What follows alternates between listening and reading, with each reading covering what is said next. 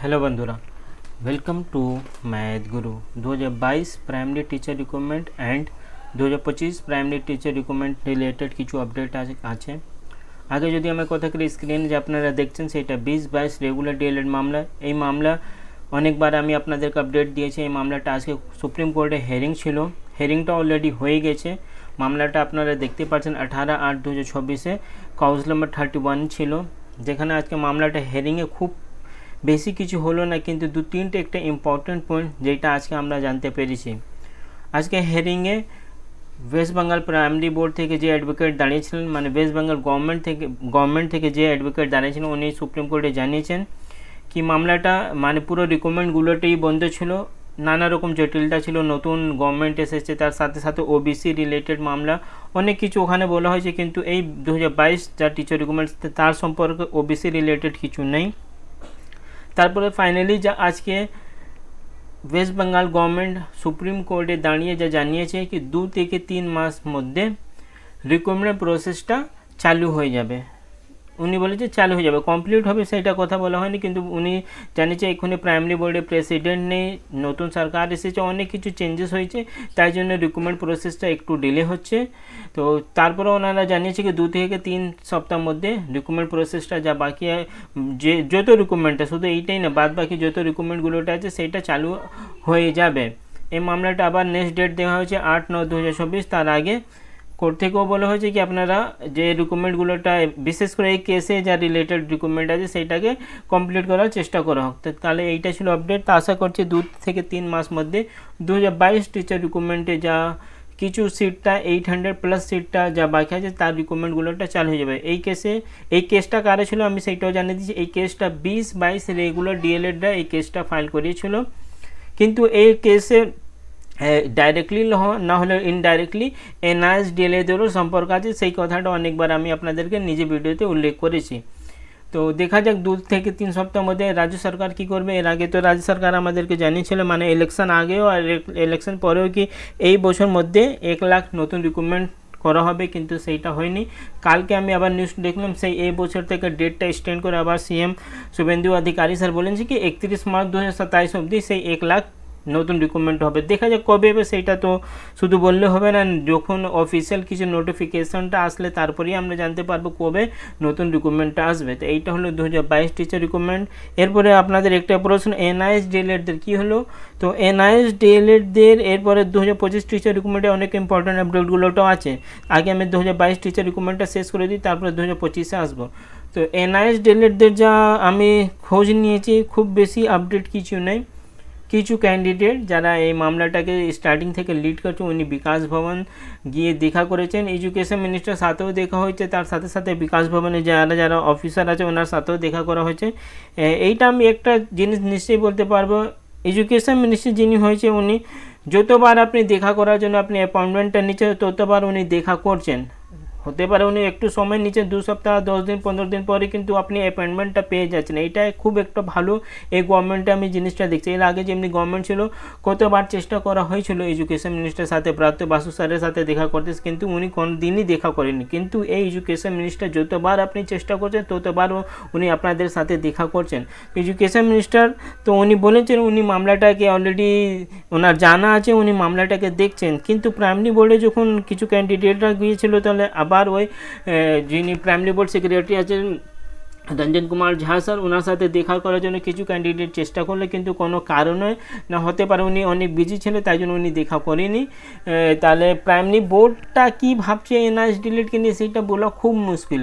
আর government নিশ্চয়ই government বলে education minister বারবার একটাই কথা বলছেন, উনি আমাদের মামলাটা ওনার সব কিছু জানা আছে, উনি এই মামলাগুলোটা দেখছেন, কিন্তু একটা সবথেকে বড়ো সমস্যা এইটা কি আমাদের মামলাটা যখন উনি দেখছেন আমাদের পক্ষে দেখছেন না কিছু পজিটিভ আছে সেইটা উনি জানাচ্ছে না, সেটা একটু আমাদের প্রবলেমটা হচ্ছে। যাই হোক, কিন্তু এইটাই আমি বলবো আপনারা চেষ্টা করুন। কেস রিলেটেড কোনো আপডেট নেই, 2022 হোক না হলে 2025, কবে মামলাটা হেয়ারিং হয় সেইটাও জানানি। মামলাটা কেস করা হয়েছে কারণ গভর্নমেন্ট নিজের স্ট্যান্ডটা ক্লিয়ার করছে নাকি উনি এনআইএস ডিএলএডটা নিয়ে কী ভাবছে, তাই জন্য কেসটা তোলা হচ্ছে না। এটা আমার ব্যক্তিগত ধারণা আছে। লিডাররা কী ভাবছে সেটা আমি বলতে পারবো না, কিন্তু লিডাররা যা আমি একটু যদি আমি কেসটা দেখি, কারণ গভর্নমেন্ট ক্লিয়ার করছে নাকি উনি কী ভাবছে, তার সাথে সাথে কেসটা তুলে দিলেও খুব বেশি লাভটা হবে না। কারণটা যখন 20-22 রেগুলার ডিএলএডরা বারবার সুপ্রিম কোর্টে এর আগে 2-3টে হেয়ারিং ওরা করিয়েছে, কিন্তু মামলাটা কোনোই আপডেট হচ্ছে না। কারণ গভর্নমেন্ট বারবার একটাই কথা বলছে কি এক্ষুনি প্রাইমারি বোর্ডের প্রেসিডেন্ট নেই, নতুন গভর্নমেন্ট এসেছে, তাই জন্য রিকমেন্ড প্রসেসটা করা যাচ্ছে না। কিন্তু আজকে যখন গভর্নমেন্ট নিজেই বলে দিয়েছে 2 থেকে 3 সপ্তাহের মধ্যে রিকমেন্ড প্রসেসটা স্টার্ট হবে, তো আশা করছি যখন রিকমেন্ড প্রসেসটা স্টার্ট হয়ে গেলে যদি এনআরএস ডিএলএডদেরকে বাদ দেয়, যদি প্রাইমারি বোর্ড দেয়, তাহলে আবার কেসটা তোলা উচিত। কারণ যদি যখন সুপ্রিম কোর্টে মামলাটা কিছু হেয়ারিং করালে কোনো লাভটা হচ্ছে না, তাহলে হাইকোর্টে যদি মামলাটাকে তোলা হবে, সেম আনসারটা প্রাইমারি বোর্ড সেখানেও দেবে, তো টাকাটা নষ্ট হবে। তাই জন্য হতে পারে, আমি 100% শুনে, তাই জন্য যারা অন্য কেসগুলোটা করে দিতে তারা কেসগুলোটা তুলছে না। কারণ যখন একটা মামলায় কিছু কেস করে খুব বেশি লাভটা হচ্ছে না, তাহলে অন্য কেসটা তোলা খুব কিছু একটা পজিটিভ আপডেটটা আমরা পাবো, সেইটা খুব কম চান্সেস আছে। তো আগে এই মামলাটা দেখা যাক 20-22 রেগুলার ডিএলএডদের কী হচ্ছে। যদি গভর্নমেন্ট রিকমেন্ড প্রসেসটা চালু করে দেবে 2 থেকে 3 সপ্তাহের মধ্যে, তাহলে হতে পারে 22 নাহলে 25 টিচার রিকমেন্ডটা আবার দাবি দেবে যখন অন্য রিকমেন্ড প্রসেসটা স্টার্ট হয়ে গেছে, তাহলে আমাদের কেন হবে না। এটা ছিল 22 টিচার রিক্রুটমেন্টের আপডেট। তার সাথে সাথে 2025 টিচার রিক্রুটমেন্টে একটা বড় আপডেট আমি যা পেয়েছি সেটা এখনই অফিসিয়াল নেই, কিন্তু আমি যা জানতে পেরেছি 2025 টিচার রিক্রুটমেন্টে যত ইন্টারভিউগুলোটা হয়েছে সব বাতিল হয়ে যাবে। ঠিকই শুনছেন আপনারা, 2025 টিচার রিক্রুটমেন্টে ইন্টারভিউটা, এইটা এক্ষুনি আমি বলে দিচ্ছি কোনো অফিসিয়াল নেই, কিন্তু আমি যা খোঁজ নিয়েছি 2025 টিচার রিক্রুটমেন্টটা যত ইন্টারভিউগুলোটা হয়েছে সেইটা বাতিল করে আবার নতুন করে ইন্টারভিউ প্রসেসটা চালু করা হবে। রিজনটা কি জানতে পারে? রিজনটা একটাই রিজন, ওবিসি। আপনাদের জানা আছে কি এর আগে আমাদের রাজ্যে 17% ওবিসি রিজার্ভেশনটা ছিল, ওবিসি এ আর ওবিসি বি দুটো ক্যাটাগরি ছিল, কিন্তু অ্যাট প্রেজেন্ট আমাদের একটাই ওবিসি হয়ে গেছে আর 7% রিজার্ভেশন পলিসিটাকে ফলো করা হবে। নিশ্চয়ই সুপ্রিম কোর্ট নাহলে হাইকোর্ট যা জাজমেন্ট দিয়েছিল কি যদি কোনো অনগোয়িং রিক্রুটমেন্টগুলোটা চলছে আর যাদের অলরেডি কোনো সার্টিফিকেট কোয়ালিফাই মানে কোনো পরীক্ষাটা কোয়ালিফাই করা আছে, যদি কারো কই ইন সার্ভিসে আছে সেই ওবিসি সার্টিফিকেটটা নিয়ে তাদের কোনো এফেক্ট হবে না। কিন্তু আমি যা খোঁজ নিয়েছি 2024 পরে যত অনগোয়িং রিক্রুটমেন্ট চলছে সেইটা পুরোপুরি স্টার্টিং থেকেই আবার চালু হবে। যেমনি আপনারা এসএসসিটা দেখেছেন, স্কুল সার্ভিস কমিশনে যে প্যানেলগুলোটা রেডি করা হয়েছিল সেটাকে বাতিল করে আবার নতুন করে একটা প্যানেল করা হবে, যেখানে 7% ওবিসি রিজার্ভেশনটা যা নতুন করে পাস করা হয়েছে সেইটাকেই ফলো করে প্যানেলগুলোটা রেডি করা হবে। নিশ্চয়ই এখানে একটা আইনি জটিলতা আবার চলে আসবে আর না অনেক কেস হবে। Already SSC school service commission related already Kolkata হাইকোর্টে মামলা হয়ে গেছে, কারণ কলকাতা হাইকোর্টে যা জাজমেন্টটা ছিল অনগোয়িং রিক্রুটমেন্টে তার এফেক্টটা কোনোভাবে ইফেক্ট করবে না। যে জাজমেন্টে ওবিসি রিলেটেড যা জাজমেন্ট ছিল কলকাতা হাইকোর্টে সেই জাজমেন্টটাকে সুপ্রিম কোর্ট অ্যাপ্রুভাল দিয়েছে, কিন্তু মাঝখানে আবার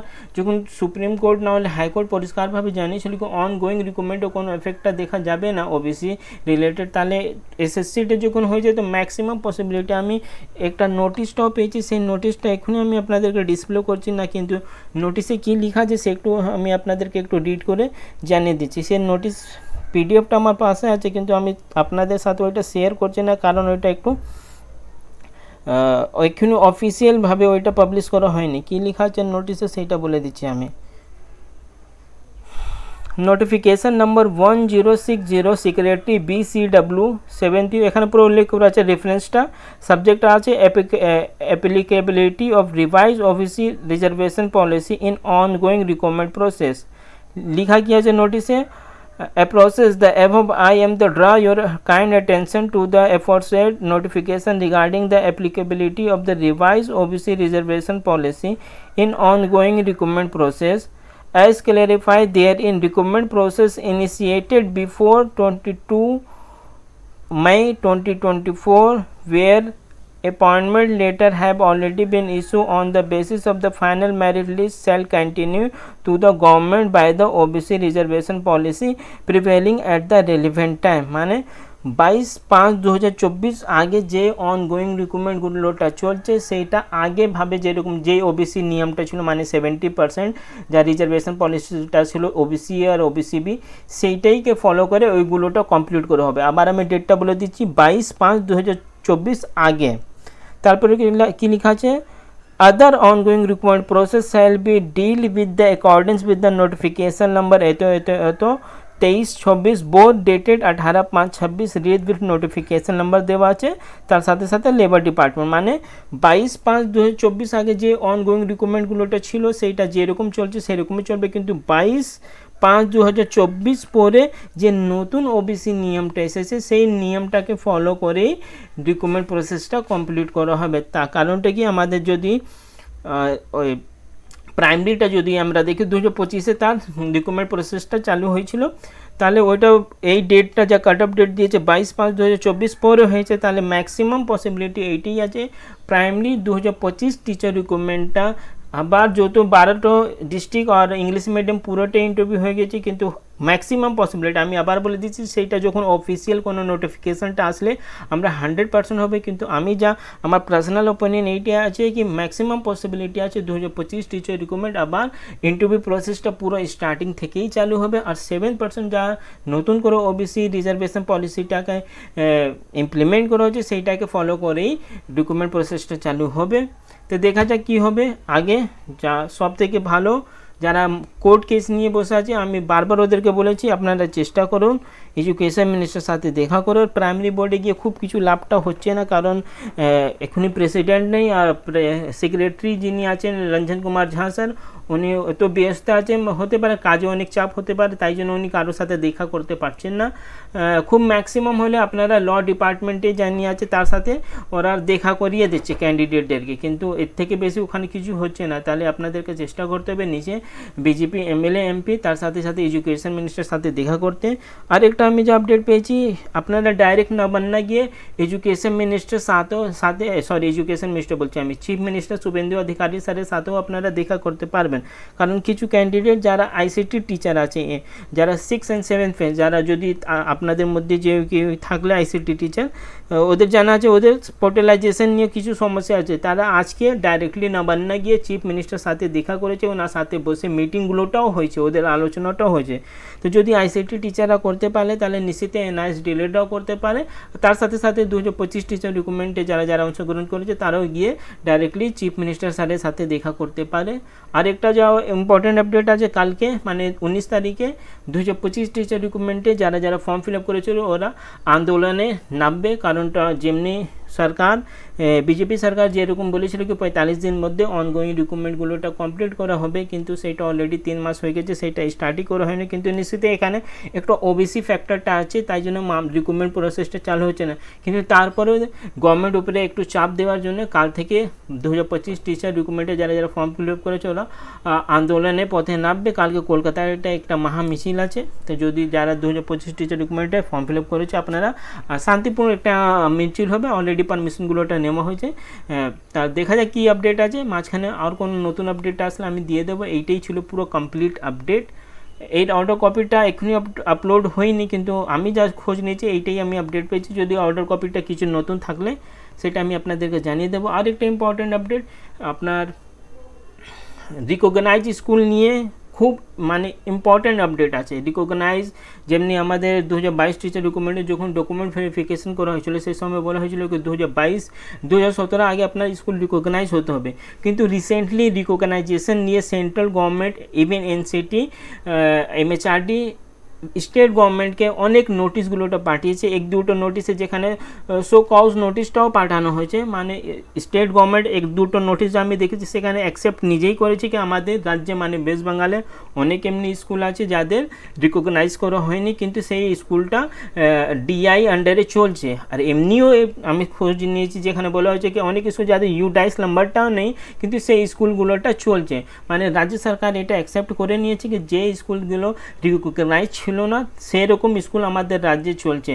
তো এইটা একটা ইম্পর্টেন্ট ডকুমেন্ট ফ্যাক্টর হতে পারে। যদি কোর্টে এই মামলাটা এনওসি নিয়ে যদি তোলা হবে তো আমি এই সব ডকুমেন্টগুলোটা আপনাদেরকে প্রোভাইড করে দেবো। বিশেষ করে রিকগনাইজ স্কুল নিয়ে রিসেন্টলি যা 2-3 মাস মধ্যে মানে ইউডাইস প্লাস, যদি আপনারা অনলাইন মানে নিউজ চ্যানেলে না হলে ইউটিউবে আপনারা দেখছেন একটা ইউডাইস প্লাস নতুন পোর্টালটা এসেছে। আগে ছিল বাংলা শিক্ষা পোর্টাল, সেইটাকে ট্রান্সফার করে ইউডাইস প্লাসে অনেক কাজগুলোটা স্কুল রিলেটেডটা হচ্ছে, সেখানে রিকগনাইজ স্কুল নিয়ে অনেক কথাগুলোটা হয়েছে। সেটা এনআইএসডির একটা পজিটিভ পয়েন্টই আছে, যেখানে স্টেট গভর্নমেন্ট অ্যাকসেপ্ট করছে কি হ্যাঁ আমাদের রাজ্যে অনেক স্কুল যারা রিকগনাইজেশন পাইনি। তো যখন মামলাটা কোর্টে যাবে সেই সব ডকুমেন্ট আমি আপনাদেরকে দিয়ে দেবো। মাঝখানে কোনো নতুন আপডেট আসলে আমি আপনাদেরকে জানিয়ে দেবো। চ্যানেলে নতুন থাকলে চ্যানেলকে সাবস্ক্রাইব করুন। Thank you.